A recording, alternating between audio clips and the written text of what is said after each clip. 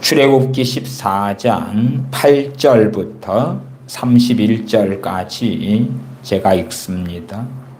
여호와께서 애굽 왕 바로의 마음을 완악하게 하셨으므로 그가 이스라엘 자손의 뒤를 따르니 이스라엘 자손이 담대히 나갔습니다. 애굽 사람들과 바로의 말들, 병거들과 그 마병과 그 군대가 그들의 뒤를 따라 바알스본 맞은편 비하하로 히롯 곁 해변 그들이 장막 친 데에 미치니라. 바로가 가까이 올 때에 이스라엘 자손이 눈을 들어 본즉 애굽 사람들이 자기들 뒤에 이른지라.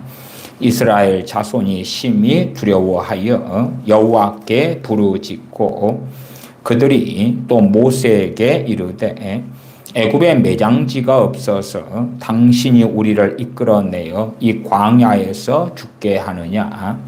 어찌하여 당신이 우리를 애굽에서 이끌어내어 우리에게 이같이 하느냐?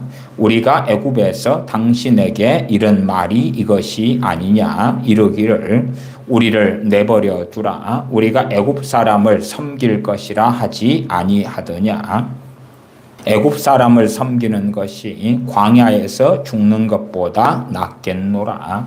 모세가 백성에게 이르되 너희는 두려워하지 말고 가만히 서서 여호와께서 오늘 너희를 위하여 행하시는 구원을 보라. 너희가 오늘 본 애굽 사람을 영원히 다시 보지 아니하리라. 여호와께서 너희를 위하여 싸우시리니 너희는 가만히 있을지니라. 여호와께서 모세에게 이르시되 너는 어찌하여 내게 부르짖느냐? 이스라엘 자손에게 명령하여 앞으로 나아가게 하고 지팡이를 들고 손을 바다 위로 내밀어 그것이 갈라지게 하라. 이스라엘 자손이 바다 가운데서 마른 땅으로 행하리라. 내가 애굽 사람들의 마음을 완악하게 할 것인즉 그들이 그 뒤를 따라 들어갈 것이라. 내가 바로와 그의 모든 군대와 그의 병거와 마병으로 말미암아 영광을 얻으리니 내가 바로와 그의 병거와 마병으로 말미암아 영광을 얻을 때에야 애굽 사람들이 나를 여호와인 줄 알리라 하시더니 이스라엘 진 앞에 가던 하나님의 사자가 그들의 뒤로 옮겨가매 구름 기둥도 앞에서 그 뒤로 옮겨 애굽 진과 이스라엘 진 사이에 이르러 서니 저쪽에는 구름과 흑암이 있고 이쪽에는 밤이 밝음으로 밤새도록 저쪽이 이쪽에 가까이 못하였더라. 모세가 바다 위로 손을 내밀매 여호와께서 큰 동풍이 밤새도록 바닷물을 물러가게 하시니 물이 갈라져 바다가 마른 땅이 된지라. 이스라엘 자손이 바다 가운데를 육지로 걸어가고 물은 그들의 좌우에 벽이 되니 애굽 사람들과 바로의 말들 병거들과 그 마병들이 다 그들의 뒤를 추격하여 바다 가운데로 들어오는지라. 새벽에 여호와께서 불과 구름 기둥 가운데서 애굽 군대를 보시고 애굽 군대를 어지럽게 하시매 그들의 병거 바퀴를 벗겨서 달리기가 어렵게 하시니 애굽 사람들이 이르되 이스라엘 앞에서 우리가 도망하자. 여호와가 그들을 위하여 싸워 애굽 사람들을 치는도다. 여호와께서 모세에게 이르시되 내 손을 바다 위로 내밀어 물이 애굽 사람들과 그들의 병거들과 마병들 위에 다시 흐르게 하라 하시니 모세가 그 손을 바다 위로 내밀매 새벽이 되어 바다의 힘이 회복된지라.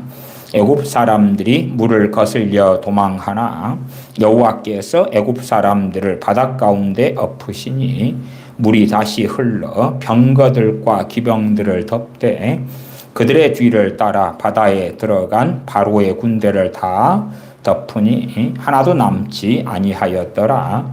그러나 이스라엘 자손은 바다 가운데를 육지로 행하였고 물이 좌우에 벽이 되었더라. 그날에 여호와께서 이같이 이스라엘을 애굽 사람의 손에서 구원하심에 이스라엘이 바닷가에서 애굽 사람들이 죽어 있는 것을 보았더라. 이스라엘이 여호와께서 애굽 사람들에게 행하신 그 큰 능력을 보았으므로 백성이 여호와를 경외하며 여호와와 그의 종 모세를 믿었더라. 아멘. 지난 시간에 이어서 기도의 메커니즘에 대하여 설교를 하겠습니다. 기도의 메커니즘 혹은 메커니즘 그러기도 하지요. 이 메커니즘이란 단어를 사전적으로 말씀드리면 기계론, 기구학, 유기반응, 어떤 사물이 어떻게 작동하는가 하는 원리, 기전, 기작이다. 어떻게 작동하는가? 기도의 메커니즘, 기도가 어떻게 작동하는가 하는 것을 일단은 출애굽기 14장 본문을 가지고 읽고 시작합니다. 출애굽기 14장에 많은 사람들이 오해하는 것이 있습니다. 또 실제로 많은 목사님들이 출애굽기 14장을 가지고 사람들의 귀에 들리기에 아름답고 좋게 설교를 하고 그로 인하여 오해나 왜곡도 참 많이 일어납니다. 심지어 이러한 말씀에 따라서 말씀과 정확하고 또한 적확하고 옳게 해석되고 설명되는 가운데 말씀을 적용한다는 것은 아름다운 일이지만 하나님의 말씀을 왜곡한다는 것은 점점 그러한 잘못된 누룩이 퍼져나가는 것입니다. 점점 퍼져나가면서 다른 데까지 다 누룩으로 곰팡이로 얼룩져 버리고 맙니다. 어떠한 본문이 상당히 많이 오해나 왜곡을 일으키는가 할 때에 13절, 14절이 많이 그렇습니다. 13절에 모세가 백성에게 이르되 너희는 두려워하지 말고 가만히 서서 여호와께서 오늘 너희를 위하여 행하시는 구원을 보라. 너희는 가만히 서서 두려워하지 말아라. 지금 애굽 군대가 쫓아오고 있고 애굽의 병거들이 쫓아오고 그렇게 너희들에게 끔찍한 일이 벌어질 것 같지만 아니다. 너희는 두려워하지 말아라. 그리고 가만히 서서 여호와께서 오늘 너희를 위하여 행하시는 구원을 보라. 14절로 가면 여호와께서 너희를 위하여 싸우시리니 너희는 가만히 있을지니라. 그 다음에 이제 야 봐봐라. 이들은 기도만 했고 이스라엘은 기도만 했고 모세는 기도만 했고 그리고 그들은 가만히 있었는데 하나님께서 그들을 구원하셨다. 자, 우리의 기도가 그렇다. 우리는 믿고 가만히 기도만 하면 된다. 그러면 하나님께서 다 알아서 하실 것이다. 그렇게 오해하게끔 성경을 해석하고 가리키는 것입니다. 지금 이 이스라엘 백성이 기도한 내용이 나오고 또한 모세의 기도도 나옵니다. 이스라엘 백성이 기도한 것은 10절이지요. 바로가 가까이 올 때에 이스라엘 자손이 눈을 들어 본즉 애굽 사람들이 자기들 뒤에 이른지라. 이스라엘 자손이 심히 두려워하여 여호와께 부르짖고 기도합니까 안 합니까? 기도하죠. 그러면 이 이스라엘의 기도는 과연 응답이 될까요? 안 될까요? 결국은 그들은 구원받았고 홍해를 건넜습니다. 아, 그러니까 그들의 기도가 역사했다고요? 그럴 리가 없죠. 지금 이들의 기도는 전혀 역사하는 기도가 아닙니다. 이들은 너무나 두렵고 심히 두려워서 하나님께 부르짖을 뿐입니다. 그 다음에 그들은 믿음으로 행한 것이 아니라 모세에게 그렇게 말합니다. 11절에 그들이 또 모세에게 이르기에 애굽에 매장지가 없어서 당신이 우리를 이끌어내어 이 광야에서 죽게 하느냐? 어찌하여 당신이 우리를 애굽에서 이끌어내어 우리에게 이같이 하느냐? 지금 이스라엘을 애굽에서 이끌어내신 분은 모세입니까? 하나님이십니까? 모세는 하나님의 명령에 따라 행한 것이고 하나님께서 이스라엘 백성을 애굽에서 이끌어내신 것입니다. 그것을 이스라엘 백성은 어려움이 닥쳐오니까, 고난이 닥쳐오니까 불신앙으로 하나님을 대적하고 있습니다. 나아가서 12절에 우리가 애굽에서 당신에게 이런 말이 이것이 아니냐, 이르기를 우리를 내버려 두라, 우리가 애굽 사람을 섬길 것이라. 그들은 애굽 왕 바로 때문에 큰 고통을 당하였고, 출애굽기 앞에서 본문에서는 그런 게 나옵니다.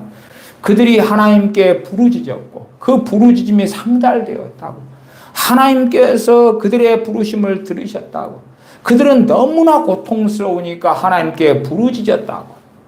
그러나 화장실 들어갈 때하고 나올 때가 틀리죠. 또한 그들의 기도도, 기도 응답에 대하여 사람들이 기대하는 것은 자기들의 뜻대로, 방법도 자기들의 방법대로입니다.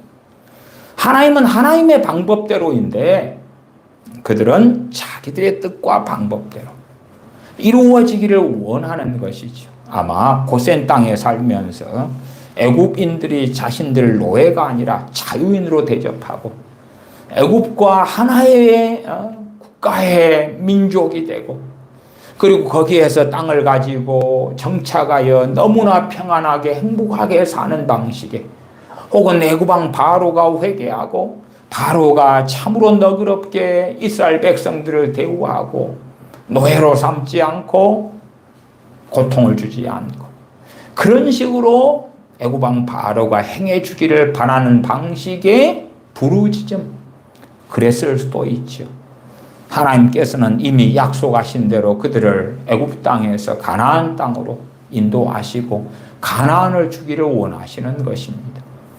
그럼에도 가나안 땅에 12정탐꾼을 보내었을 때에, 그때의 10정탐꾼은 하나님에 대하여 반역합니다. 왜냐하면 가나안 땅에 이미 자리 잡고 철병거를 가진, 또한 견고한 성들이 지어지고, 그리고 거인족도 있고, 그러면 볼 때에 자신들은 메뚜기 같을 뿐이라, 그들과 전쟁하고 싸우면 너무나 큰 고통과 죽임과 괴로움이 닥칠 것을 예상하기 때문에 오히려 하나님께 불신앙하고 하나님과 대항하고 싸우는 것을 선택하죠. 하나님께 반기를 든다, 그 말이 12정탐꾼 가운데 10정탐꾼. 아마 그들이 생각했던 가나안 땅은 텅텅 비어야 돼. 농장은 아름답게 가꾸어져 있고 거기에 텅텅 비어야 돼. 아니면은 자신들이 볼 때에 거인 같은 입장이고, 그 가나안 땅에 살고 있는 사람들은 아예 인구도 몇 명 안 되고 문명화도 안 돼 있고, 그들은 원주민처럼 몇 명만 부락을 이루어 살고 있고 성도 없고, 그러나 땅은 너무 비옥하고 좋고, 그러면 이스라엘 백성 그 많은 인구가 가나안 땅에 들어가면 그들은 밀려나고 쫓겨날 수밖에 없는, 아이고 무서워라. 예를 들어 이스라엘 백성의 키가 180이다. 남자들이 그렇다면 가나안 땅에는 110cm, 120cm 난정이 같은 사람들만 있어야 되는 거예요. 그러면 이스라엘 백성이 들어오니까 와, 거인이구나, 거인이야. 우리는 상대가 안 돼. 항복이요. 우리는 떠나겠습니다. 여기 차지하소서. 그렇게 되는 환상, 환각증에 놓여 있었던 거죠. 그러나 그렇지 않고 비교해 보니까 우리가 메뚜기구나.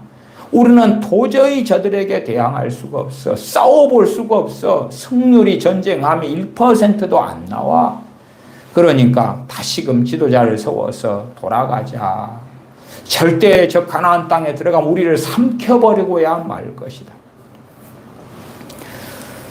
첫째, 출애굽기에서 출애굽기 14장 홍해 앞에 멈추어서 하나님께서는 홍해로 가는 길로 그들을 이끄셨는데 이스라엘 백성을요, 거기에 멈추어서 이스라엘 백성은 기도합니다. 10절 하반에 보았죠. 이스라엘 자손이 심히 두려워하여 여호와께 부르짖고 그 기도의 응답으로 홍해를 건넌 것은 절대 아닙니다. 그들은 지금 하나님께 저항하고 반항하고 반역하고 있습니다. 모세가 이스라엘 백성을 설득하는 것입니다. 어떨 때는 믿음이 있게 보이냐 그러면 평안할 때, 잘 나갈 때, 잘 될 때 믿습니다. 지금 하나님의 사람 모세와 다른 점은 무엇입니까? 모세는 이스라엘 백성을 이끌고 있고 동일한 어려움에 직면합니다. 누구에게 책임 전가할 수가 없어요. 이스라엘 백성은 모세에게 책임 전가하고 원망하고 뒤집어 씌웁니다만은 모세는 그럴 수 없어요. 오히려 그런 백성들에게 믿음을 이야기하고 하나님의 살아계심을 이야기하고 하나님의 구원, 하나님의 도우심을 이야기합니다. 12 정탐꾼 가운데 여호수아와 갈렙이 그런 자리에 섰죠. 동일한 걸 보고 들었는데 거기에서 전혀 다르게 말하고 행한다 하는 것입니다. 그렇기 때문에 가는 길이 틀리죠. 하나님의 자녀들이 같은 걸 보는데 다른 말, 다른 생각을 하면 결과도 다릅니다. 그냥 단지 우리가 기도했기 때문에 결과가 같을 것이다. 그 기도에서 무엇이 빠지면요, 영혼 없는 몸이 죽은 것처럼 기도에서 믿음이 빠지면, 기도에서 순종이 빠지면, 기도는 하지만 불신앙이면, 기도는 하지만 하나님을 원망하면, 기도를 하지만 믿음으로 하지 아니하면, 기도는 하지만 하나님에 대한 경외는 없다면, 그러한 기도는 영혼 없는 몸이 죽은 것처럼, 행함 없는 믿음이 죽은 믿음인 것처럼 믿음 없는 기도는 죽은 기도다. 역사하지 않고 생명이 없는 것입니다. 또한 14절에 모세가 여호와께서 너희를 위하여 싸우시리니 너희는 가만히 있을지어다. 그리고 이제 그 다음에 모세는 하나님께 부르짖습니다. 하나님께 부르짖습니다. 자, 홍해가 갈라진 것이 무엇 때문인가? 모세가 부르짖어서 그런가? 이스라엘 백성이 부르짖어서 그런가? 다 아닙니다. 다 아닙니다. 무엇 때문이냐 그러면 하나님의 지팡이 때문입니다. 무엇 때문이냐 그러면 하나님의 지팡이 때문입니다. 그건 조금 있다가 이야기하고 14절에 여호와께서 너희를 위하여 싸우시리니 너희는 가만히 있을지어다. 이것을 자꾸만 기도에 대한 이야기로 바꾸는 사람들이 있어요. 실제로 이스라엘 백성은 가만히 있었습니까? 아니면은 홍해를 건너갔습니까? 홍해를 건너갔습니다. 히브리서 11장 29절에 그렇게 말씀합니다. 히브리서 11장 29절을 제가 읽으면 믿음으로 저희가 홍해를 육지같이 건넜으나 믿음으로 그들이 홍해를 육지같이 건넜다. 누가요? 이스라엘 백성들이. 이스라엘 백성들이. 애굽 사람들은 이것을 시험하다가 빠져 죽었으며 가만히 있었던 게 아니라 믿음으로 홍해를 육지같이 건넜습니다. 가만히 있었던 게 아니에요. 모세는 지금 그렇게 생각했을지 모릅니다. 설마 저 홍해가 갈라져서 저기를 건너가게 하실지 상상을 못하는 상황이고 그냥 하나님께서 기적적으로 저 애국 군대를 물리쳐 주시기를 이 많은 200만 명이 넘는 이스라엘 백성들이 어떻게 갈 데가 없어요. 홍해에 가로막혔고 저들은 병거를 타고 오는데 더 이상 도망갈 수가 없지요.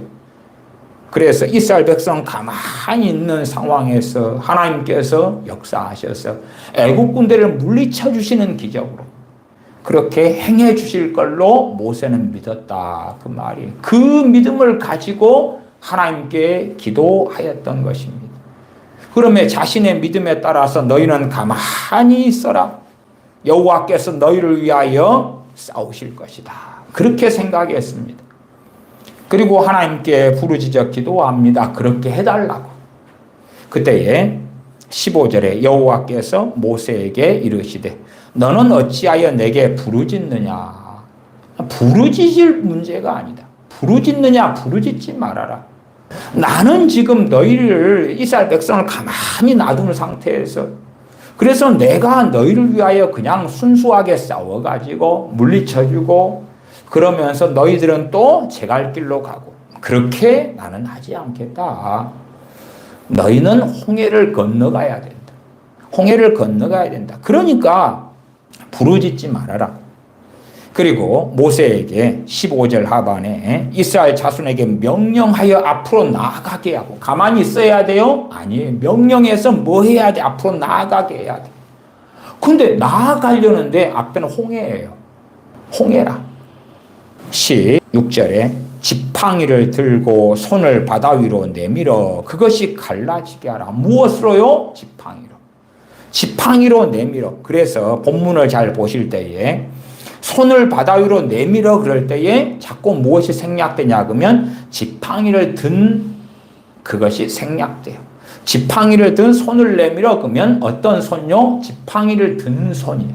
지팡이를 든 손. 지팡이를 들고 손을 바다 위로 내밀어 그것이 갈라지게 하라. 이스라엘 자손이 바다 가운데서 마른 땅으로 행하리라.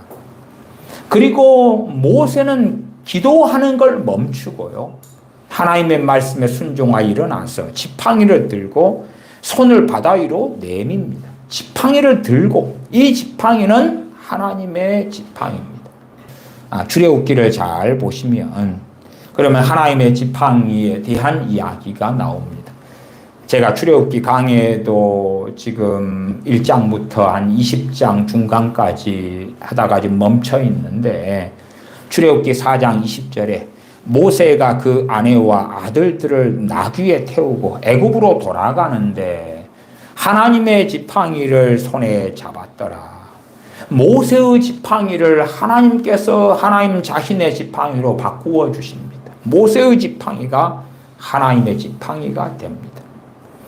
아말렉과 싸울 때도 그렇습니다. 출애굽기 17장 9절에 나오는데 모세가 여호수아에게 이르되 우리를 위하여 사람들 택하여 나가서 아말렉과 싸우라. 내일 내가 하나님의 지팡이를 손에 잡고 산 꼭대기에 서리라. 내일 내가 하나님의 지팡이를 손에 잡고 산 꼭대기에 서리라. 아말렉과 싸울 때 모세가 지팡이를 들고 있었습니다. 그것을 어떤 사람들은 모세가 기도했다. 기도 아니올시다. 물론 기도는 했을 수 있어요. 그러나 기도했다는 내용이 성경에 나오는 것도 아니고 그것이 핵심이 아닙니다. 핵심은 하나님의 지팡이를 가지고 모세가 들었다 하는 것입니다. 그러나 이제 모세도 긴 시간을 하나님의 지팡이를 들고 있을 때에 너무 팔이 아프니까 그 팔이 내려왔지요. 그때에 아론과 훌이 모세를 앉히고 그리고 양쪽에서 지팡이를 잡습니다. 손이 안 내려오게 모세의 팔을 잡아서 지팡이가 계속 들려있게 했던 것이지요. 지팡이가 올라가 있을 때에 그럴 때 전쟁에서 승리하고 물론 전쟁은 여호수아와 군대가 가서 치루었어야 합니다. 그러한 것을 중보기도라고 생각하는 사람들이 있습니다. 그건 중보기도 아닙니다. 모세가 전쟁에 승리하기를 기도한 게 아닙니다. 아론과 훌이 함께 기도한 게 아니고 하나님의 지팡이를 손에 잡고 있었다는 이야기죠. 출애굽기 14장에도 홍해가 갈라진 것은 기도 때문이 아닙니다. 이스라엘 백성의 기도 때문도 아니고 모세의 기도 때문도 아니고 하나님께서 지팡이를 들고 손을 바다 위로 내밀어 그것이 갈라지게 하라. 16절에 말씀한 것이고 그에 따라 순종한 것입니다. 순종한 것. 실제로 우리 믿는 사람들은 이 하나님의 지팡이 같은 것, 나아가 하나님의 지팡이보다 더 위대한 것을 가지고 있습니다. 무엇이지요?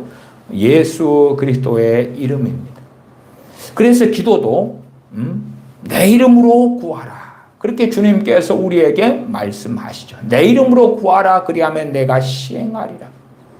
또한 단지 주님께 구할만이 아니라 마귀를 싸울 때 마귀와 싸울 때 마귀를 대적하라. 무엇으로 대적합니까? 예수 그리스도 이름으로 대적합니다.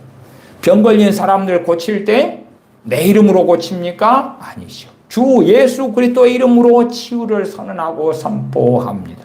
또한 축복도 누구의 이름으로 합니까? 예수 그리스도의 이름으로 합니다. 하나님의 지팡이보다 더 위대하고 더 놀라운 것을 이제 우리 믿는 사람들은 가지고 있습니다. 물론 그렇다 해서 그것을 이 요술 방망이, 도깨비 방망이 같이 사용할 수 있는 건 절대 아닙니다. 그렇게 주님의 이름을 함부로 썼다가는 어찌 죄가 없다고 할 수 있겠는가? 극단적인 예제로 들면 뭐 다양한 죄를 짓는 사례들이 있습니다만은 뭐 그러한 것들에 대해서는 제가 생략하겠습니다. 그냥 극단적인 예제로 이야기하겠습니다. 여러분이 맛있는 음식을 해야 되는데 음식할 때에 간을 안 맞추고 그 다음에 예수님의 이름으로 이 요리는 맛있어져라 그런다면 정신병이라 그러지. 그런 것처럼 주님의 이름을 쓰지 않아야 될 때 함부로 쓰는 그러한 망령된 일들이 있다. 나아가서 주님의 이름으로 구하라 그랬는데 무엇이든지 구하라. 그 무엇이든지가 성경 안에서 어떻게 무엇이든지가 되는지를 살피지 않고 야고보서 말씀에도 너희가 구하여도 받지 못하면 정욕으로 쓰려고 잘못 구함이니라 말씀하죠. 정욕으로 쓰려고 구하는 것도 무엇이든지에 들어간다. 그럴 리가 없죠. 결코 그렇게 되지 않지요. 마치 자녀가 부모에게 뭘 요구하는데 무엇이든지가 됩니까? 안 됩니까? 안 되지요. 안 돼. 그래서 주님께서 말씀하신 무엇이든지는 주님의 말씀 안에서 무엇이든지 하나님의 말씀, 하나님의 뜻, 하나님의 거룩하심, 하나님의 공의로우심, 하나님의 자비하심 가운데서 무엇이든지가 되는 것이지 그리스도 안에서 예가 되는 것이고 무엇이든지가 되는 것이지 그렇지 그걸 벗어나서는 전혀 아니올시다 하는 것입니다. 우리가 그렇게 기도한다고 합시다. 자, 아무개를 변화시켜 주시옵소서. 아무개를 변화시켜 주시옵소서. 제가 지금 기도의 메커니즘을 이야기하고 있습니다. 아무개를 변화시켜 주시옵소서. 그 기도가 응답이 될까요? 안 될까요? 응답 안 됩니다. 물론 여러분들이 아무개를 변화시켜 주시옵소서라고 기도하는 건 할 수 있습니다. 그 기도를 한다 해서 죄가 된다는 건 아닙니다. 그러나 죄가 절대적으로 된다는 건 아니라는 것은 죄가 될 수도 있고 안 될 수도 있다. 그러나 확률적으로 죄가 되는 경우는 훨씬 많을 거다. 훨씬 많을 거다. 아무개를 변화시켜 주시옵소서. 자, 성경은 최근에도 로마서 말씀을 보았지요. 옛사람을 벗어버리고 새사람을 입으라. 그러면 그 명령을 우리가 받는데 또한 성경에 많이 있지요. 너희가 악의를 버리고 화평을 줬고 거룩함을 줬고 화평과 거룩함을 줬지라. 이것이 없은즉 아무도 주를 보지 못하리라. 그러한 것, 거룩을 좇는 것도 변화된 삶이지요. 그리스도 안에서 화평을 좇는 것도 변화된 삶이지요. 시기하지 않고 질투하지 않고 사랑하는 것도 변화된 삶이지요. 변화에 대하여 우리가 어느 수준의 변화를 원하는지는 각자가 다르겠으나 아무개를 변화시켜 주시옵소서. 변화의 책임은 누구에게 있다고요? 당사자에게. 당사자에게. 그래서 이제 우리는 우리에 대한 책임을 가지고 있어요. 거기에서 한 걸음 나아가서 그렇다고 합시다. 그나마 좀 나은 기도가 나를 변화시켜 주소서입니다. 나를 변화시켜 주소서라고 기도합니다. 그 기도가 옳을 수도 있고 틀릴 수도 있어요. 그러면 나를 변화시켜 주시옵소서, 나를 변화시켜 주시옵소서 우리가 밤낮 없이 기도한다고 합시다. 그래 기도해요. 그러면서 정상적인 크리스천은 말씀을 살펴보죠. 말씀을 살펴봐. 변화 가운데 교만과 겸손으로 한다면 내가 별로 겸손하지 않아. 내가 고집이 세. 완고해. 이기적이요. 그러면 변화가 필요하죠. 변화시켜 주시옵소서 기도를 하는데 성경을 보니까 겸손해라. 나한테 겸손하라 그러시네. 이걸 어떻게 하지? 겸손케 되는 것도 변화의 한 종류니까. 겸손하란 말씀을 받고 다시 기도할게요. 변화시켜 주시옵소서. 그 안에는 겸손케 주시옵소서가 포함되겠죠. 이기심을 버리는 것, 자기를 부인하는 것 변하지요. 변화시켜 주시옵소서. 자기를 부인해라. 주님의 말씀을 받는데 그러나 변화시켜 주시옵소서. 나를 변화시켜 주시옵소서. 거룩해라. 음란을 버려라. 음란한 내가 있네. 변화시켜 주시옵소서. 나를 변화시켜 주시옵소서라고 우리가 밤낮 기도하다 보고 그러면 성경을 상고하고 묵상해 보면 많이 안 맞네. 많이 안 맞네. 많이 문제가 있네. 많이 문제가 있네. 그런 걸 발견할 수밖에 없죠. 왜? 성경은 나에게 말씀하니까. 주님께서는 하나님 아버지께서는 나에게 이렇게 해라고 말씀하시니까. 그런데 내가 그 책임을 전가하는 방식으로 나는 가만히 있을 테니까 변화시켜 주십시오. 아름답게. 근데 변화를 1% 원합니까? 2% 원합니까? 많이 원하겠지. 80%, 90%, 95%, 100%, 120%, 200%도 원하겠지. 많이 원하겠지. 병 안에 눈물만큼의 변화시켜 주시는 걸 원하지는 않을 거 아니에요. 이게 나는 크리스천이에요. 그 다음에 말씀대로 살려고 그래요. 그러나 안 사는 많은 모습을 발견하지요. 나는 크리스천이에요. 변화되려고 해요. 그런데 쉽지 않아요. 그래서 변화시켜 주시옵소서, 변화시켜 주시옵소서 기도하는데 성경을 묵상하고 상고하니까 이게 간단한 게 아니네. 간단한 게 아니네. 너희는 마음을 새롭게 함으로 변화를 받아. 우리한테 말씀하죠. 로마 교인들이나 지금 믿는 우리들에게. 너희는 마음을 새롭게 함으로 변화를 받아. 그러니까 변화시켜 주시옵소서 안에가 수백 수천 가지 기도가 포함되네. 귀찮아. 하나로 해버릴 거야. 변화시켜 주시옵소서. 그러면 이제 너희는 마음을 새롭게 함으로 변화를 받아. 그런 로마서 말씀을 볼 때에 기도를 하는 거죠. 이제 구체적인 기도를 해버리는 거예요. 변화시켜 주시옵소서 해서 이렇게 하면 안 되겠다. 구체적으로 해야 되겠다. 마음을 새롭게 해 주십시오. 마음을 새롭게 함으로 변화를 시켜 주십시오. 마음을 새롭게 한 변화를 시켜 주시옵소서. 그렇게 기도하고 그 다음에 오직 성령 충만을 받으라. 그러면은 주신다는 거니까 받느냐 못 받느냐는 각자의 소관이다는 이야기죠. 그러나 그것도 간단하고 쉽게 만들면 성령 충만 주시옵소서. 받으라. 주시옵소서. 성령 충만을 달라는 기도가 잘못됐다는 게 아닙니다. 그 기도의 메커니즘을 이해하시라 그 말이에요. 성령 충만을 받으라. 그런데 성령 충만 주시옵소서. 그러니까 뭔가가 핀트가 상당히 어긋나 있을 수 있다 그 말이에요. 어긋나 있을 수 있다 그 말이에요. 성령 충만을 어떻게 받는가? 그에 대한 많은 이야기가 있죠. 그 가운데 하나는 일반적으로 체험적 경험적으로 어떤 사람에게 회개가 막 터질 때 성령 충만이 많이 오죠. 회개가 터질 때. 그러면 성령 충만을 받는 일반적 방법 중에 하나가 말씀에 따라 회개하는 것이죠. 회개하라. 아멘. 그 다음에 죄를 깨닫고 회개가 깊이 있게 들어갈 때 그만큼의 성령 충만이 동반되는 경우가 대부분이에요. 100% 그렇게는 말씀을 못 드리겠습니다만은 죄를 깊이 깨닫고 회개가 일어날 때에 성령 충만이 동반되죠. 그러니까 성경을 상당히 많이 알면 어떨 때 또 상당히 많이 그리스도인들은 체험적으로 회개가 일어날 때 성령 충만이 오는구나. 그냥 성령 충만을 받으라 했더니 성령 충만 주세요.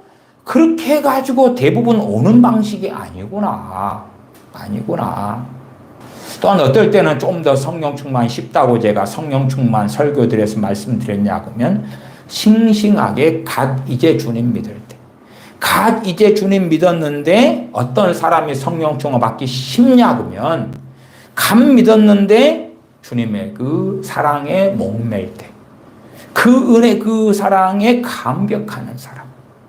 주님을 믿었는데 영접했는데 그 큰 구원에 대하여 이게 왜 은혜인가? 왜 은혜인가? 하는 사람이 이제 목회자 등의 성령 충만을 위한 안수 기도를 받을 때, 그럴 때에 성령 충만을 굉장히 쉽게 받아요. 주님은 영접하고 믿었는데 그 사람의 뱃속의 상태는 다 다릅니다. 그냥 1000명이면 1000명이 다 다릅니다. 10명이 10명이 다 달라요. 10인 10색, 100인 100색이, 1000인 1000색, 만인 만색이 올시다. 주님을 영접하고 믿었는데 왜 은혜인가? 그렇게 느끼는 사람들이 10명이 있다 그러면 그 중에서 10명 가운데 절반이 안 됩니다. 지금 현 시대에 예수님 믿는 이야기를 합니다. 10명 가운데 그 크신 은혜에 대한 감사와 감격이 있는 사람은 현 시대의 절반이 안 됩니다. 그냥 우리의 어린 자녀들로 이야기할 때도 그렇습니다. 우리의 자녀들 10대, 15살, 13살, 17살, 16살 주님을 영접하고 믿어요. 근데 그 크신 은혜에 감사하고 감격하고 눈물 흘리고 그러한 우리의 자녀들이 얼마 안 돼요. 그 다음에 더 문제가 있습니다. 그 얼마 안 되는 우리의 자녀가요, 웬 은혜인가, 얼마나 크신 사랑인가, 얼마 안 되는 오늘 그렇게 느낀 우리의 자녀가요, 내일 되면 안 그런 자녀가 생깁니다. 단지 지금일 뿐인 경우가 꽤 있습니다. 3일 지나면 사라진다는 이야기는 하나님이 거두어 간다는 이야기입니까? 그가 버린다는 이야기입니까? 그가 버린다는 이야기예요. 3일 지나고 5일 지나면 그 은혜에 3일 전에 5일 전에 감격했던 우리의 자녀가 전혀 그렇지 않게 됩니다. 그냥 짧은 거예요. 마치 크리스마스 선물을 좋은 걸 받았어요. 너무 좋아. 하루 이틀 3일 가는 것에 불과한 거야. 우리의 자녀가 핸드폰을 그렇게 원한다고 합시다. 새로운 신형 핸드폰을. 그걸 막 엄마 아빠를 졸라요. 그리고 6개월 만에 성탄 선물로 신형 핸드폰 좋은 것을 사줘요. 아이들이 감격하죠. 좋아하고 기뻐하겠죠. 일주일도 가겠죠. 그 다음에 그것이 더 얼마나 갈까? 더 오래 가지는 않을 거예요. 그냥 어느 정도 하다가 멈추겠지. 그 다음에 그 핸드폰이 신형이 아니라 이제 중고가 되어 갈 때에 또 새 것을 원하고 자기 때에 부모가 장만해 주지 않으면 싫어하고 원망할 수도 있겠지. 오히려 자기가 원하고 갈망했던 새로운 핸드폰을 사준 것보다, 부모가 사준 것보다 그 감격, 그 즐거움은, 주님을 믿고 하나님의 자녀가 된 즐거움과 감격은 더 오래 가지 않는 경우가 더 오래 가지 않아요. 그 기쁨이, 그 은혜에 대한 감사와 감격이 그렇게 오래 가지 않아요. 그러니까 최소한 어떤 자녀들이 성령 충만 받기 좋은가? 주님을 믿은 자녀는 당연한데 주님 믿은 다음에 조금 감사한가 보다 별로 냉랭하고 냉담한 경우도 있어요.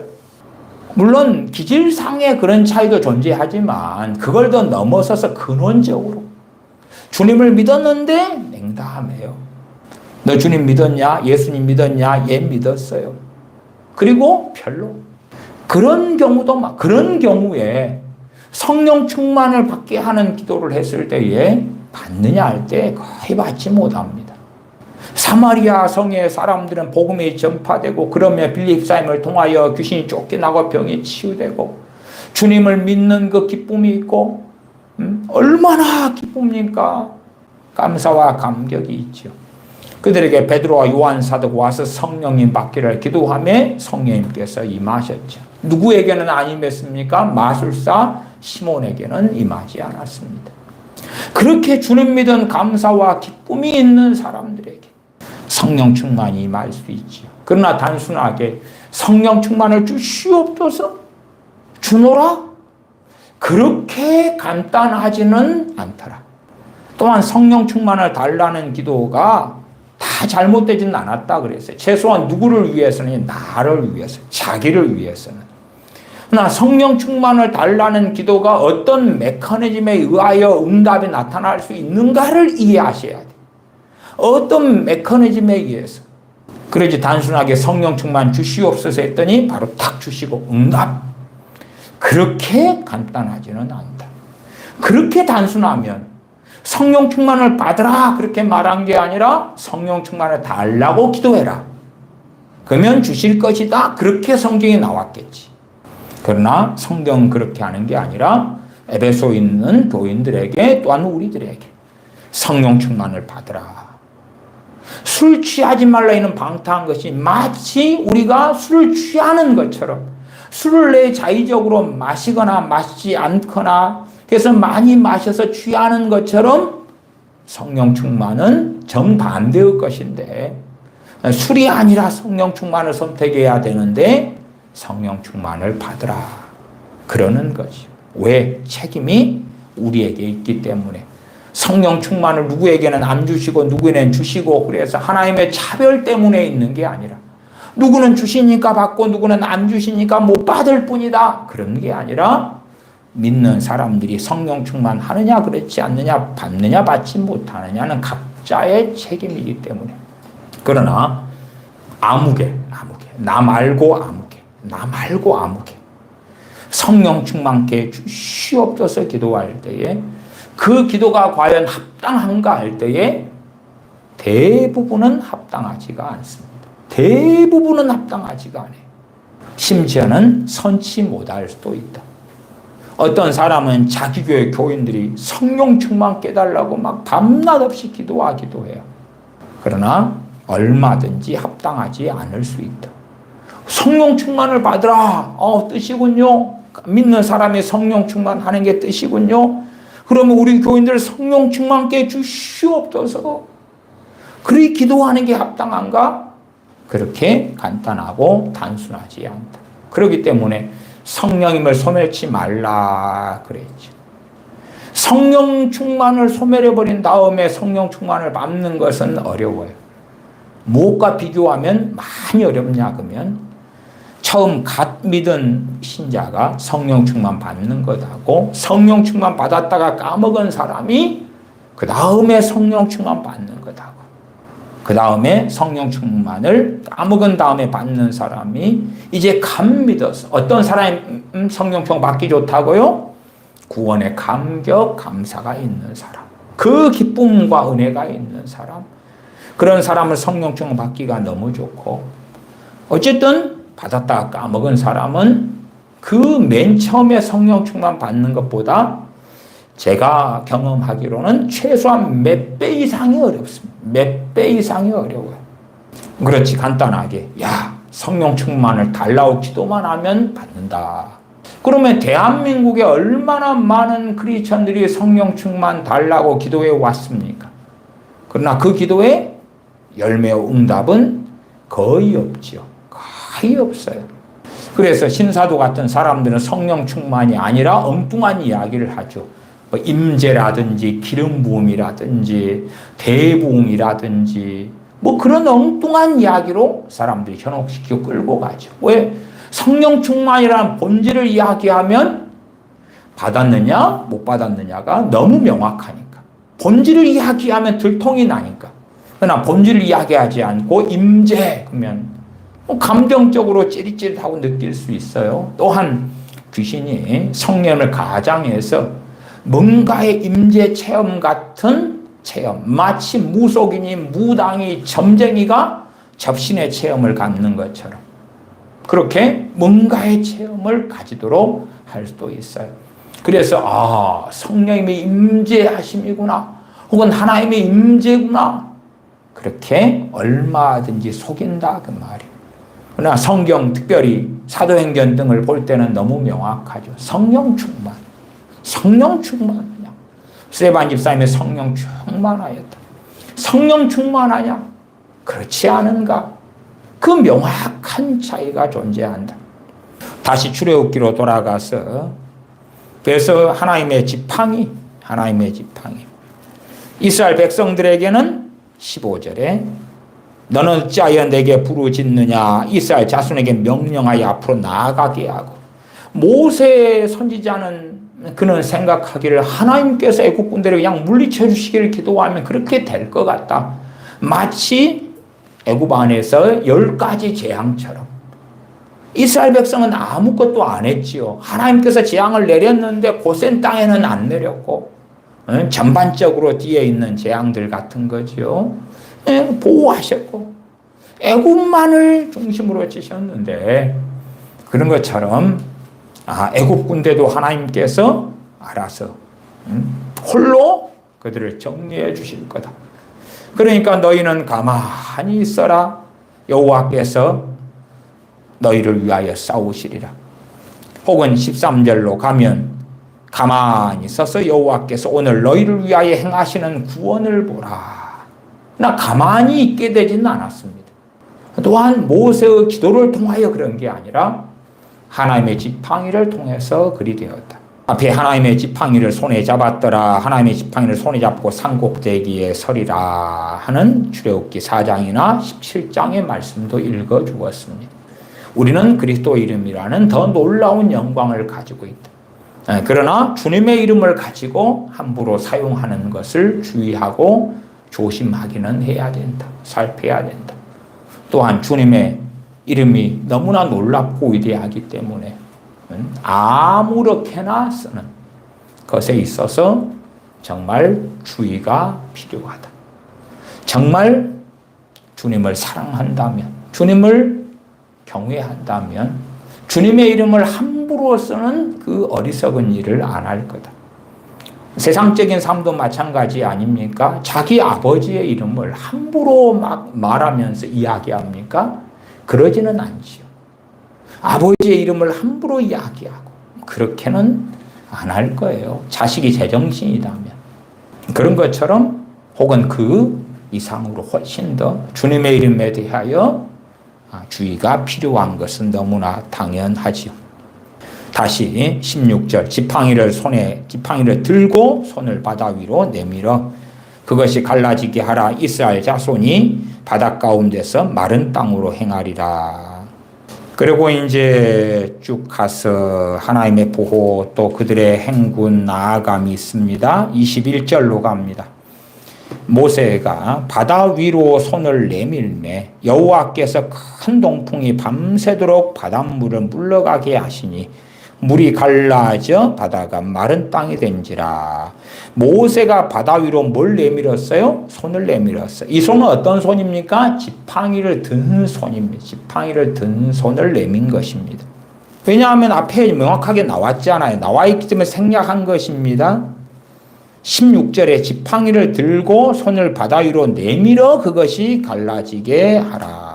그러니까 그 앞에 말씀을 본 사람들은 손이 그냥 손이 아니고 맨손을 내민 게 아니고 하나님의 지팡이를 손에 잡은 채에 내민 상황이구나 하는 걸 알 수가 있는 거예요.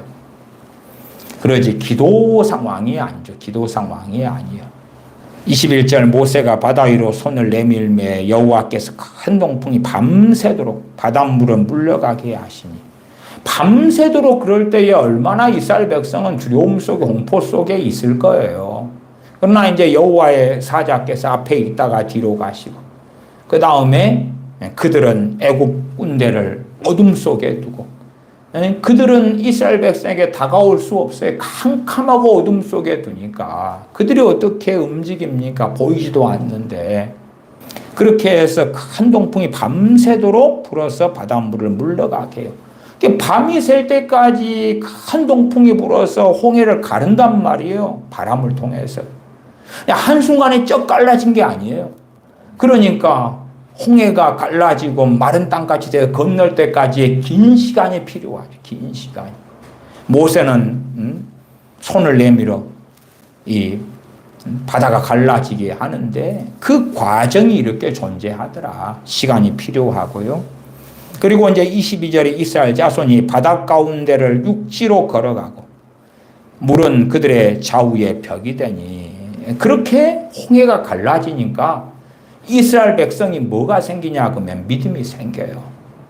그 애국 군대는 어둠 속에 있고 여호와의 사자가 가로막고 있고 이들은 광명 가운데 지켜주시고 믿음이 생겨요. 그래서 히브리서 11장 29절에 믿음으로 저희가 홍해를 육지같이 건넜다 말씀하는 거예요.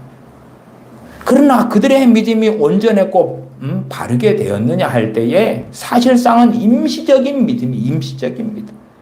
그런 만큼 우리는 믿음이 좋았다가 나빴다가, 믿었다가 의심했다가, 믿었다가 불신앙했다가. 당연히 우리 예수님 믿는 사람들은 주님 믿는 믿음은 그대로 가지고 있겠지. 물론 주님 믿는 믿음도 더 강해졌다가 약해졌다가 하는 일도 흔합니다만은, 그럼에도 주님 믿는 믿음을, 우리 주 예수님을 바르게 믿는 사람들은 계속하여 일반적으로 가지고 계시겠죠. 그런데 그것 말고 이제 하나님의 말씀을 가지고 하나님 말씀에 대하여 하나님을 믿는 믿음, 우리 주님의 말씀에 대하여 주님을 믿는 믿음은 각자가 다 다르다. 각자가 다 다르다. 어떤 사람은 믿음이 약하고 어떤 사람은 믿음이 강하고. 이제 기도 플러스 무엇이 있어야 돼요? 믿음. 기도 플러스 믿음. 단지 기도만 그래가지고는 안 된다. 기도 플러스 믿음. 또한 기도의 메커니즘에는 기도 플러스 믿음에서 끝나지 않는 경우도 많아요. 지금 출애굽기에서 이 14장의 홍해를 건너가는 이스라엘 백성은 자기들이 건너가야 되잖아요. 믿음이 있으니까 믿음을 가지고. 자, 바다가 갈라졌어요. 홍해가 갈라졌어요. 근데 기적적으로 저 바닷물이 벽이 돼가지고 서고 있단 말이에요. 서고 있어. 그러나 자기들이 건너갈 때 함몰될 수도 있잖아. 단지 믿고 있으면 하나님께서 홍해 이편에서 이스라엘 백성을 들어가지고 저쪽으로 옮겨준 게 아니고 자기 발로 걸어갔어야 했단 말이에요. 물론 출애굽기 14장 상황은 기도 상황은 아니다 그랬습니다. 기도 상황은 아니에요. 믿음 상황이고, 그 다음에 믿음으로 뭐 해야 돼요? 액션, 행동해야 되는 상황. 건너가야 돼요. 건너가야 돼. 하나님의 명령에 따라서 모세는 하나님의 지팡이를 들고 손을 뻗어야 돼요. 홍해를 향하여 하나님의 명령에 따라서 바다를 갈라야 되는 거예요.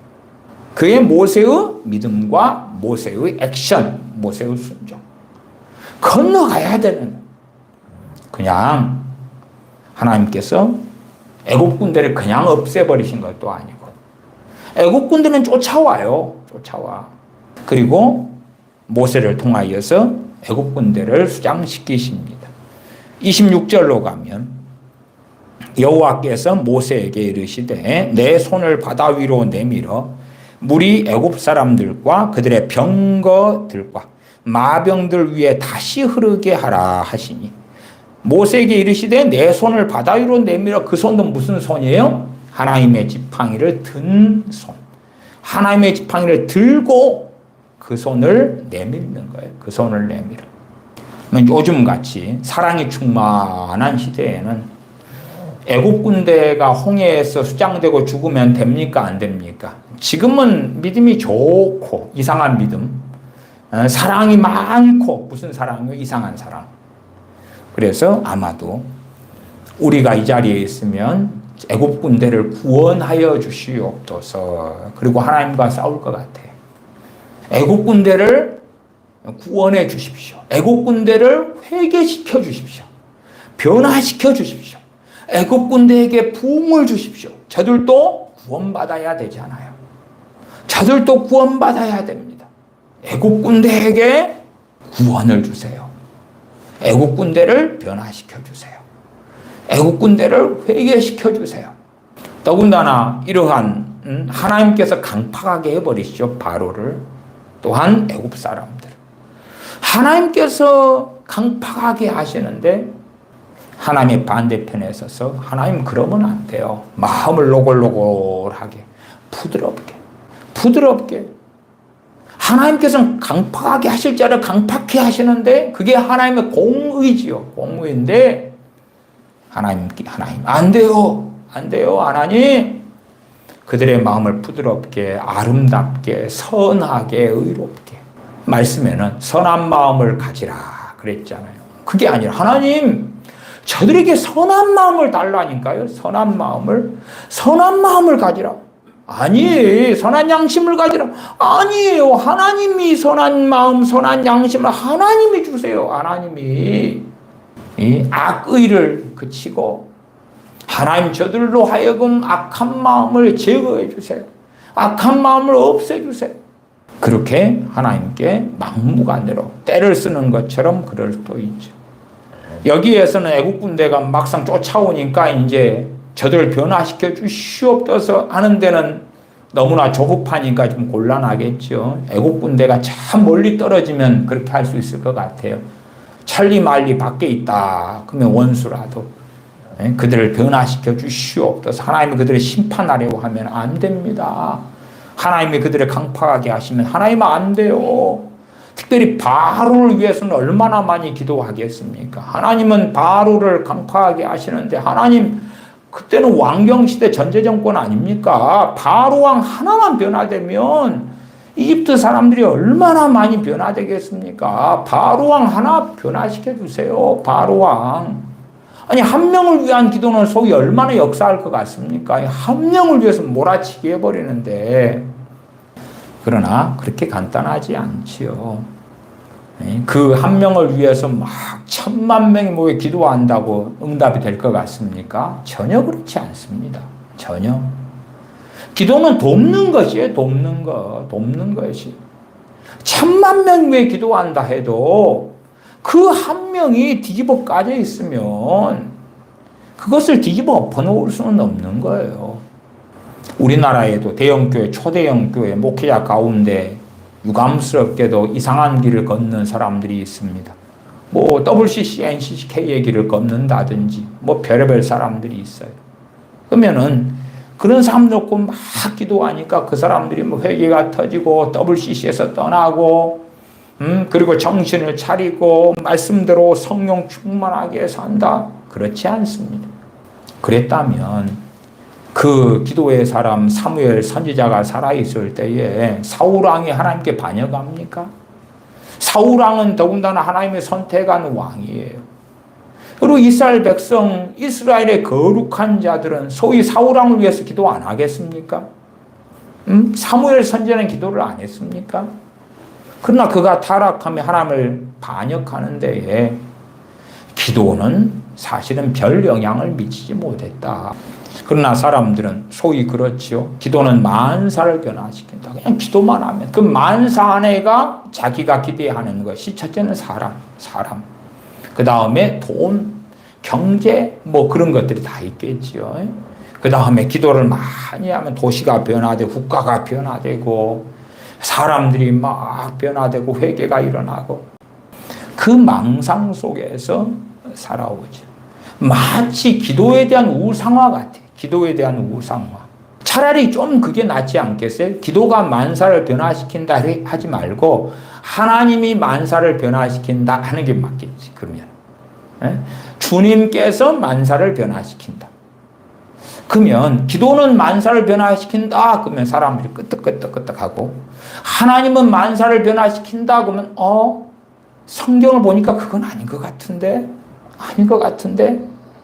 아니 우리가 기도를 하면 기도를 누가 받아요? 하나님께서 받으시고 우리 주님께서 받으시고 응답하시잖아요. 성경에서 하나님께서 내가 다 하마 로마서를 통해서 이렇게 해라 저렇게 해라 히브리서를 통해서 이래라 저래라 빌립보서를 통해서 이래라 저래라 산상순을 통해서 이래라 저래라 그렇게 하지 않아도 돼. 내가 알아서 할게. 내가 알아서 다 한다니까. 아름답게 만사를 내가 변화시킨다.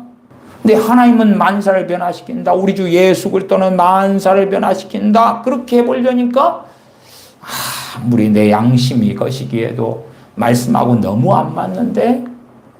그런데 이제 기도는 만사를 변화시킨다 그러니까 오케이. 그건 좋아. 너무 좋아. 그러면 기도는 만살 변화시키니까 나는 기도만 하면 돼. 기도만 하면 돼. 기도만 하면 되는 거야. 정상적인 기도를 한다면 나를 위한 기도가 가장 많이 응답받습니다. 가장 많이 응답받습니다. 정상적인 기도를 한다는 것은 내가 정상적인 그리스도인의 삶을 산다는 이야기예요. 자기 십자가를 지고, 자기 십자가가 뭐예요? 최소한 내가 책임질 건 내가 책임지는 거예요. 자기 십자가를 지는 건 내가 책임질 건 내가 책임지는 거예요. 내가 사고 친 건 누가 책임져요? 내가 책임져. 내가 갚을 것은 내가 책임져. 내가 잘못한 것도 내가 책임져. 내가 죄 지은 것도 내가 책임져. 그러나 죄의 문제는 내가 감당할 수 없기 때문에 그 죄를 가지고 주님께 나아가는 거예요. 왜? 주님께서 우리의 모든 죄를 짊어지셨다는 것을 믿기 때문에. 그래서 회개함으로 주님께 내 죄를 내어드림이죠. 내어드림이죠. 그러나 우리 삶에서 겪어야 되는 건 내가 짊어지는 거예요. 마치 이스라엘 백성이 광야 40년 동안에 하나님께 20살 이상을 여호수아, 갈렙 등을 빼고는 죽이셨는데 광야 40년 동안에 그걸 짊어지는 거예요. 그 죄짐을 짊어지는 거예요.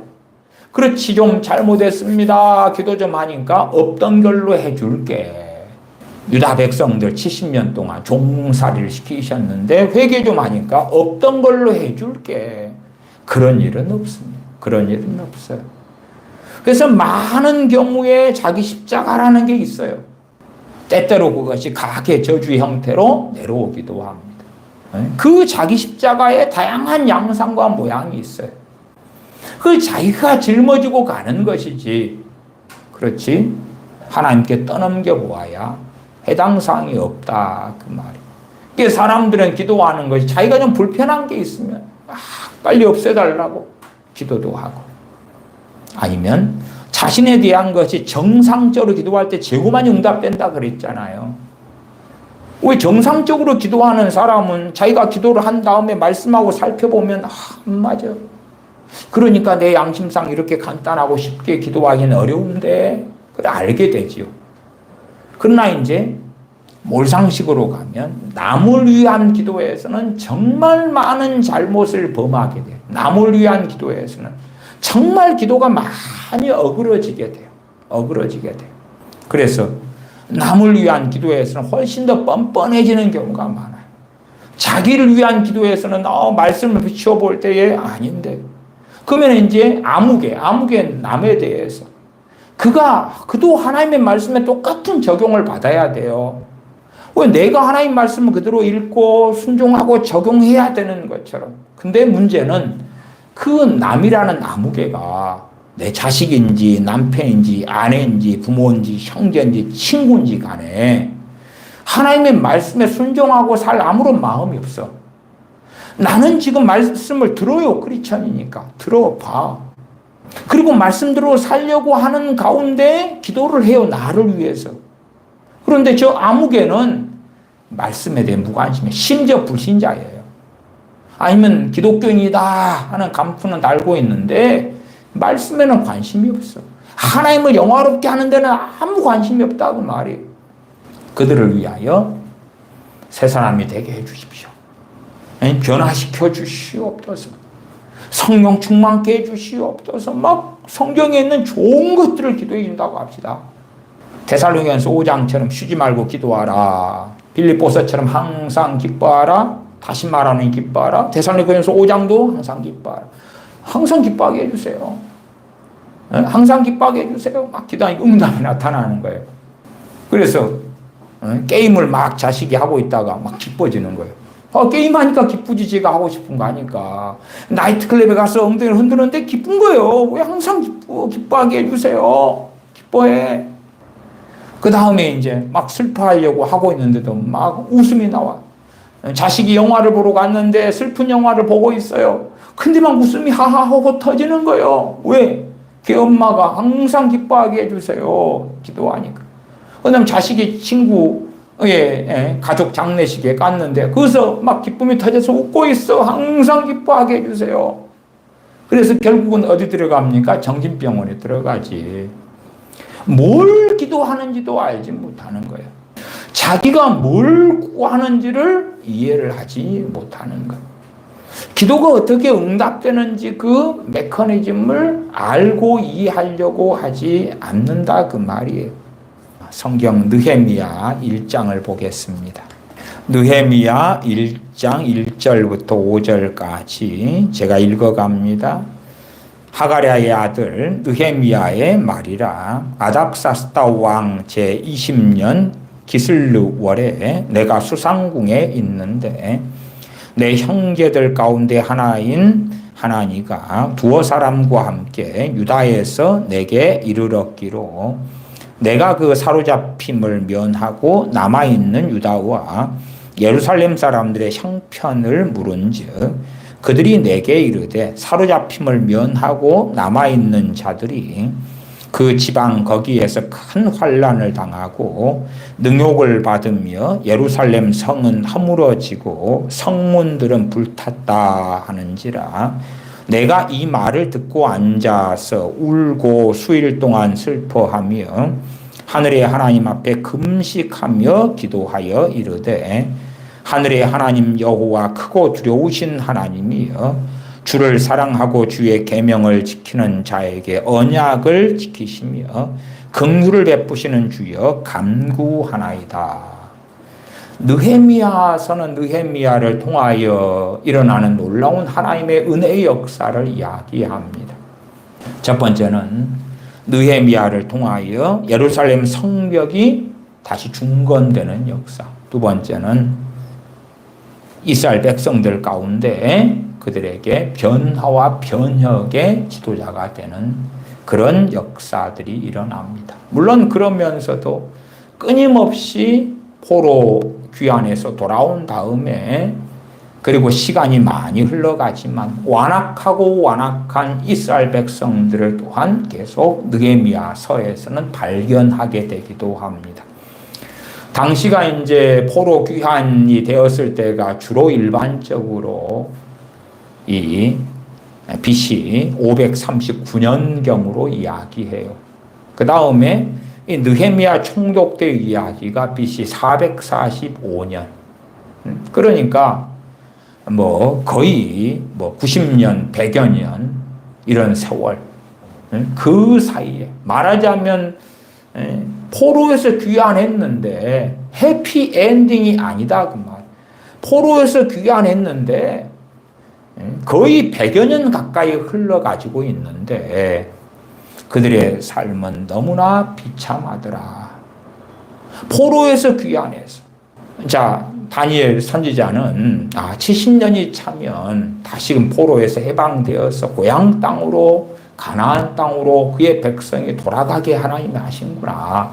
그리고 알고 깨닫고 다니엘 선지자는 기도합니다. 그리고 이제 바사 왕 고레스 원년에 포로 귀환령이 떨어지고 응답이 나타나죠. 하나님이 응답해 주시는구나. 그리고 포로에서 이제는 자기 땅으로 돌아갔더니 거기에는 아름다운 과수원이 있고 이웃 민족들이 너무나 좋아하고 환영하고 너무나 행복하고 만족하고 좋고 그러한 것이 벌어졌느냐 할 때에 그렇지 아니하다. 그렇지 아니하다. 나아가 포로에서 돌아간 유대인들이 정말 하나님을 경외하고 하나님 앞에 바르게 섰느냐 그럴 때에 잠깐 그럴 때도 있었고 아닐 때는 훨씬 많았어요. 선지자들이 있었을 때에 그의 선지자들의 음성을 바르게 듣고 선지자를 통하여 말씀하시는 하나님의 말씀에 순종하고 그럴 때는 평안하고 좋았을 때들이 있고 그렇지 않았을 때는 또한 많은 괴로움과 고난 속에 들어갔던 것이 당연하다. 그러면은 느헤미야의 기도가 있어요. 느헤미야의 기도가. 느헤미야가 그렇게 기도합니까? 이 1장 2절에 내 형제들 가운데 하나인 하나니가 두어 사람과 함께 유다에서 내게 이르렀기로 내가 그 사로잡힘을 면하고 남아있는 유다와 예루살렘 사람들 형편을 물은즉 그들이 내게 이르되 사로잡힘을 면하고 남아있는 자들이 그 지방 거기에서 큰 환난을 당하고 능욕을 받는다. 그러니까 하나님 유다와 예루살렘 사람들이 환난을 면하게 해주시고 능욕을 받는 것이 그치게 해주세요. 그 능욕이나 환난을 더 이상 그치고 평안하게 해주세요. 그렇게 느헤미야는 기도합니까? 전혀 그렇게 안 합니다. 그러니까 우리는요, 그 기도의 메커니즘을 이해하지 않고 세밀하게 이어져가는 과정을 따라 기도하기보다도 결과를 놓고 하나님, 나는 그렇게 기도할 겁니다. 더군다나 느헤미야 같은 경우는 얼마나 평안합니까? 이 왕의 고위 관원이고 더군다나 이 수상궁에 있잖아요. 왕의 총애를 받는 신하고 당연히 부요할 것이고 평안할 것이고, 아니 왕의 총애를 받는 신하이기 때문에 누가 건들겠습니까? 왕의 총애를 받는 신하이니 그의 인생은 평탄가도입니다. 그렇기 때문에 그는 평안한 가운데 예루살렘에 있는 혹은 유대인들을 위하여서 하나님의 환난을 면하게 해주십시오. 능욕받지 않게 해주십시오. 기도만 하고 입 딱 닦아버리면 되잖아요. 믿습니다. 믿습니다. 평안하게 해주세요. 능욕을 받지 않게 해주세요. 환난을 면하게 해주세요. 믿습니다. 아멘. 아이고 나 할 도리 다 했어요. 조금 더 괜찮으면 이제 구제금을 얼마 보내볼까? 물품을 얼마 보내볼까?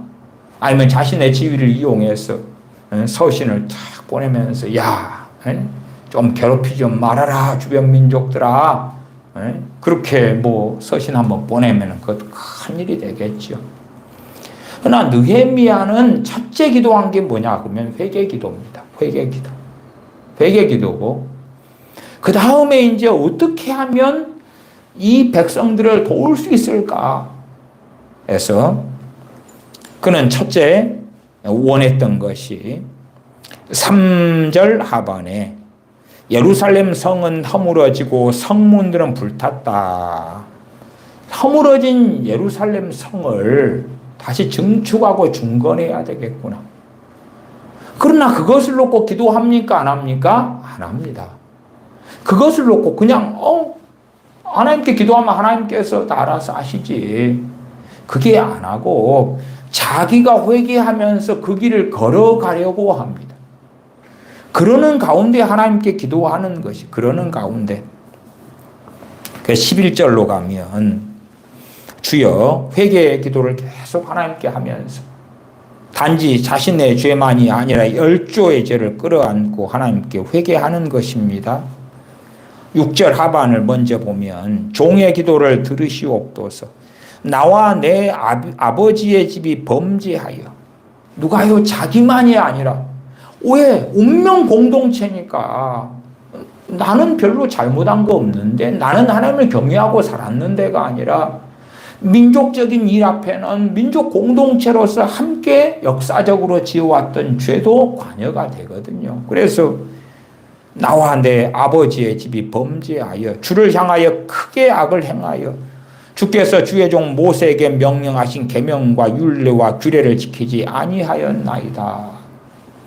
실상 우리가 교회를 위해 기도할 수도 있어요. 교회에 하나님의 어떤 큰 은혜가 필요하면, 그러면 교회 공동체니까 죄를 회개할 게 뭐가 있는가, 그것도 살펴야 되겠죠.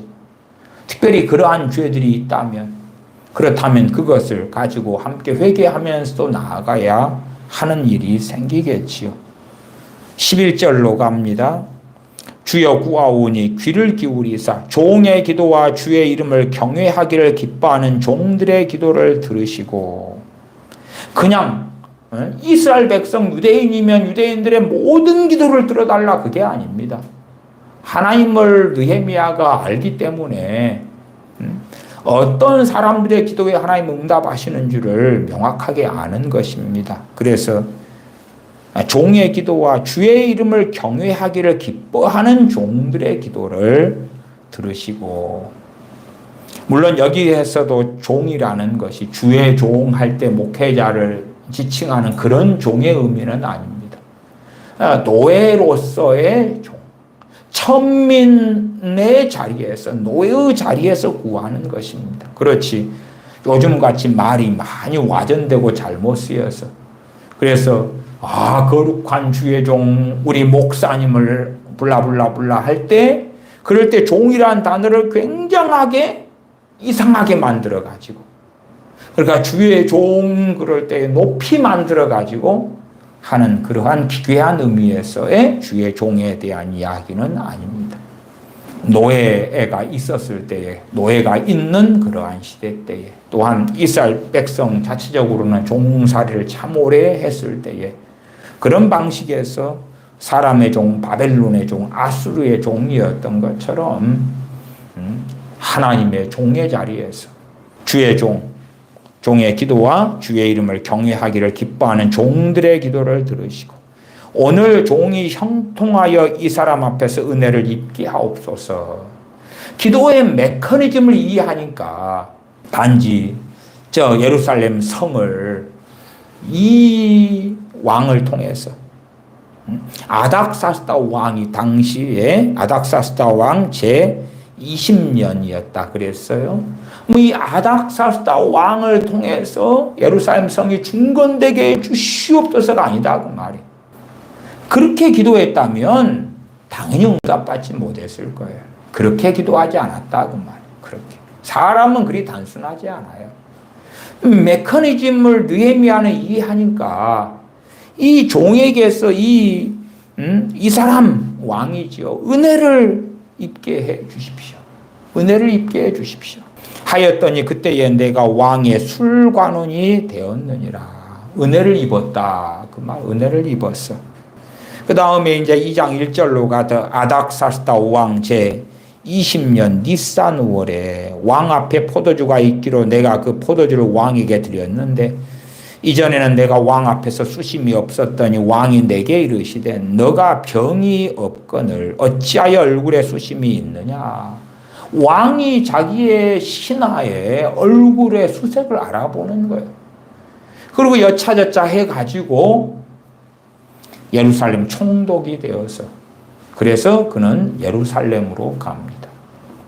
그리고 예루살렘 성벽을 많은 방해 속에서도 중건하는, 다시 세우고 하는 그 일, 다시 성문을 달고, 그것만 하는 게 아니라 다시금 유대인들을 하나님 말씀 앞에 서도록, 학사 에스라와 함께 하나님 말씀 앞에 서도록 그렇게 돕고 섬기는 일까지 나아갑니다. 그렇지 단순하게 저들이 바른 신앙으로 서게 해주십시오. 저들이 바른 신앙으로 서가지고 지그들이 알아서 예루살렘 성벽을 중건하고 성문도 달고 하나님이 환난을 면케 해주시고 다 알아서 그렇게 해주십시오. 그게 전혀 느헤미야서가 아닙니다. 그러니까 우리는 이 과정 되어져야 될 많은 기도들을 생략한 채 과정 기도 응답이 있기 위하여 한 걸음 걸어가서 이루어야 될 것을 하나님께 책임을 전가하고 떠넘기고, 쉽게는 그렇지요. 사도 바울과 바나바 사도가 이방인들에게 성령님께서 그들을 보내실 때에 안 가고 그냥 골방으로 들어가 버리는 거예요. 그래가지고 하나님 여기저기 복음화 시켜주세요. 저기 변화시켜주세요. 저기 구원받을 사람 구원받게 해주세요. 그런 것처럼 그렇게 어리석게 나아가는 양상 방식을 사용할 때가 정말 많다 그 말이에요. 평안하잖아. 핍박받을 일이 없잖아. 힘들지 않잖아. 괴로움을 당하지 않아도 되는 거지요. 에베소서 1장을 보십시다. 에베소서 1장 15절부터 제가 읽습니다. 이로 말미암아 주 예수님 안에서 너희 믿음과 모든 성도를 향한 사랑을 나도 듣고 내가 기도할 때 기억하며 너희로 말미암아 감사하기를 그치지 아니하고, 에베소 교인들은 믿음, 모든 성도를 향한 사랑이 있었다고 말이에요. 그래서 그들을 위하여 그들을 생각할 때에 감사가 되어지고, 기도할 때에 그들이 기억이 나는 거예요. 기억이 되는 거예요. 17절에 우리 주 예수 그리스도의 하나님, 영광의 아버지께서 지혜와 계시의 영을 너희에게 주사 하나님을 알게 하시고, 그냥 단순하게 성령 충만 주세요가 아니죠. 지혜와 계시의 영은 성령님이시죠. 에베소 교인들은 성령님을 받은 사람들 아닙니까? 예수님 믿어서 예수님께서 그들 안에 내주하시는 사람들이죠. 그러나 그들에게 지혜와 계시 영을 너희에게 주사 그러죠. 성령님께서 영원토록 함께 계시지 않아? 전에도 그 말씀을 가지고 제가 설명을 드렸죠. 최근에도. 영원토록 함께 계시는데 지혜와 계시 영을 너희에게 주사 모르고 줄 필요서 우리한테 계시는데, 그렇게 이상한 극단적 교리적으로 가버리면 정말 많은 하나님의 말씀을 멸시를 해야 되는 거다 이야기했습니다. 지혜와 계시 영을 너희에게 주사 하나님을 알게 하시고, 하나님을 알게 해달라. 기도가 하나님을 알게 해달라. 그것도 그냥 기도가 아니라 정말 믿음과 서로 사랑 가운데 살아가는 그러한 에베소 교인들을 위한 이 간절한 사랑의 기도가 되어지더라. 18절 너희 마음의 눈을 밝히사 그의 부르심의 소망이 무엇이고 성도 안에서 그 기업의 영광의 풍성함이 무엇이고 19절 그의 힘의 위력으로 역사하심을 따라 믿는 우리에게 베푸신 능력의 지극히 크심이 어떠한 걸 너희로 알게 하시기를 구하노라. 기도가 굉장히 구체적이다 그 말, 구체적이에요. 에베소서 3장에도 또한 또 다른 기도들이 나와 있다는 것을 우리는 알죠. 심지어 에베소 3장의 기도는 바울의 기도 그렇게 알려져 가지고 거기에다가 아무개를 집어넣어서 사람을 넣어가지고 아무개 자식, 아무개 남편, 아무개 아내, 아무개 부모, 아무개 형제 그렇게 넣어가지고 기도하는데도 많이 사용되기도 하는 기도가 에베소서 3장에 나와 있죠. 그러나 기도를 생각할 때 단순하게 아무개를 변화시켜 주시옵소서 그렇게 간단하지 않지요. 또 아무개에게 성령 충만을 주소서 그렇게 간단하지 않아요, 기도가. 그러나 기도를 이해하지 못하고 하나님의 말씀을 이해하지 못하고 하나님의 뜻을 이해하지 못하면 그냥 뭉뚱그려가지고 결과론적으로 이렇게 해주십시오. 이렇게 그러면 느헤미야가 참 쉬웠겠어요. 참 쉬워요. 평안해요.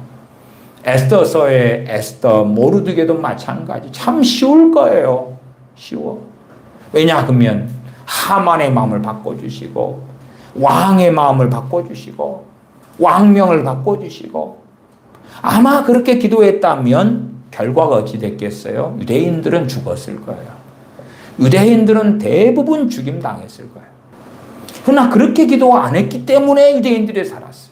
구체적으로 황후 에스더가 금식하면서 왕에게 나아갈 때에 나를 위해 기도해달라. 그리고 죽으면 죽으리라 하고 나아가고 그 다음에 그냥 나아간 게 아니라 지혜를 사용했죠. 지혜를 사용했어. 처음부터 그냥 원하는 것을 이야기하지도 않고 지혜롭게 한 걸음 한 걸음 자기 남편이자 왕, 황제에게 접근했죠. 그렇게 해서 하나님의 은혜를 입고 그리고 이야기를 하죠. 물론 거기에 또한 하나님의 은혜가 작용하죠. 그 반란을 일으켰던 내시들에 대하여 모르드게가 그걸 발견하여서 고발하고 반란을 바로 잡았는데 그런 사건에 대하여 모르드게에게 포상이 제대로 주어지지 않은 것을 왕이 발견하고 그리고 모르드게를 세우게 되죠. 그러한 과정들이 한꺼번에 엮어져 가는 거예요. 그냥 단순하게 유대인들을 구원해 주시옵소서 그냥 금식하고 애통하고 기도하고 끝 그런 게 아니고 아니 모르드게가 자신의 수양딸 에스더 황후가 있는데 내비두고 그냥 베옷을 입고 단지 유대인들을 구원해 주시옵소서 하고 철야하고 금식하고 끝 그러면 응답이 없었을 거예요. 그러나 하나님의 사람 모르드게는 알죠. 하나님께 기도하고 엎드리면서 아 이것은 에스더가 필요하구나. 황후 에스더가 필요하구나. 에스더에게 너가 왕에게 나아가라. 그러나 에스더도 지혜롭죠. 아, 이 상태 가지고는 안 돼. 기도가 필요해. 금식이 필요해. 기도가 필요해. 그렇게 해야지만이 하나님께서 이 왕의 마음을 움직여 주실 거야. 그렇지 간단하게 하나님 유대인들 살려주세요. 구원해 주세요. 느헤미야는 예루살렘 성벽을 하나님이 중건시켜 주세요. 책임을 떠넘기려면 예루살렘에 있는 유대인들이 정신을 차려가지고 도대체 포로 귀환된 지 지금 90몇 년이 됐는데 아직도 성벽 중건도 못했고 철 빠진 인간들 정신을 차려가지고 성벽을 중건하고 성문을 달고 그래서 평안하게 이제 살게 해주세요. 또한 저들이 온갖 죄악으로 얽매여 있는데 그것을 자기들이 다 벗게 해주세요. 아름답게 되게 해주세요. 결과론만 가지고 기도하면 아이고 나는 신령하게 기도하는 사람, 나는 거룩하게 기도하는 사람, 나는 의롭게 기도하는 사람 그렇게 될 수 있겠죠. 착각 가운데. 그러나 그렇게 모르드게는 살지 않았고 그렇게 느헤미야 총독은 결코 살지 않았다. 기도의 메커니즘을 잘 이해해야지 저런 출애굽기 14장 같은 말씀을 가지고 가만히 서서 여호와께서 오늘날 너희를 위하여 행하시는 구원을 보라. 믿기만 해라. 가만히 있어라. 하나님이 알아서 하실 거다. 기도만 해라. 아주 극단적이게 예외적으로 그럴 만한 일은 있을 거다. 그 말이 인생사 속에. 그러나 대부분 하나님의 말씀이나 삶 가운데는 그렇지 않다. 그렇지 않다. 기도, 믿음, 거기에 기도도 과정을 따라서 기도해야지. 과정이 소위 한 5가지 과정을 걸어간다면 그거에 따라서 한 걸음 한 걸음 기도하면서 주님과 동행해야지. 그렇지 5가지 과정이 있다 하면 그 과정을 다 제껴버리고 그 다음에 결과만 가지고 그렇게 해주시옵소서.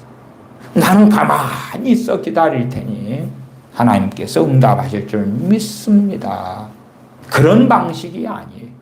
주님께서 너희가 내 이름으로 구하라 내가 시행하리라 했을 때도 다 기도와 기도의 응답의 메커니즘이 그렇게 되어져 왔다는 것을 구약 성경을 통해서 너무 많이 보여주셨죠. 알리셨죠. 전능하신 하나님께서 그의 종들을 통하여. 그것을 너희가 이해하고 있는 줄 안다. 깨닫고 있겠지. 특별히 너희가 내 이름으로 구하라 하는 걸 사도들에게 말씀하셨으니 주님께서 사도들과 함께 3년 반 공생애를 보내면서 말씀을 얼마나 가르치셨어요. 그걸 전제로 해가지고 알고 있지. 그 전제 속에서 너희가 내 이름으로 구하라. 그리하면 내가 무엇이든지 시행하리라. 예 주님.